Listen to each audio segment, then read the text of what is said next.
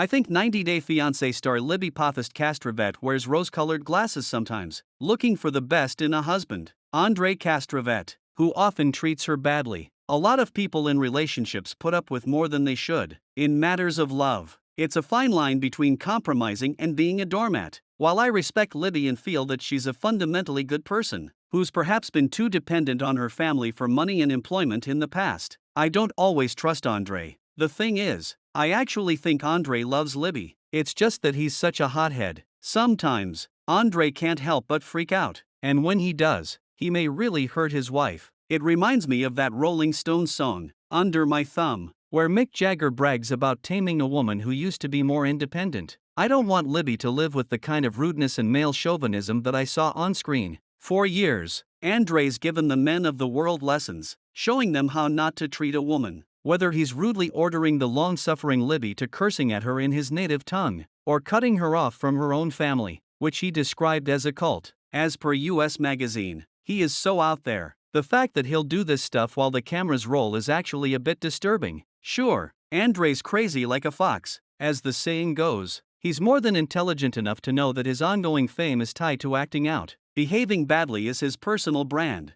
thanks to physical fights with Libby's brother, Charlie Pothast, using her dad Chuck Pothast, who got treated like a human ATM, and bossing her around. He's become a villain. He's rewarded with clout and fame, so maybe he doesn't see a problem with what he does. I think Andrei's built a pretty nice life for himself in the US of A. He can enjoy frequent workouts, he can go on holidays. He can pose for happier than ever family portraits with Libby and their 2 children, showing the world that he's got it made. Andrei has an ego, but most people do. That's not why I have a problem with him. I just worry that Libby gets talked down to a lot and internalizes a lot of pain. Libby is a strong woman. She's birthed 2 babies, she raises them. She records nursery rhymes. Libby's worked in the property management business for years. She is a reality star. She is more than Andrei's wife, and I don't want her to feel like she has to do everything he says. Obviously, she's been head over heels in love with this guy from day one. Maybe, now and then, she loses herself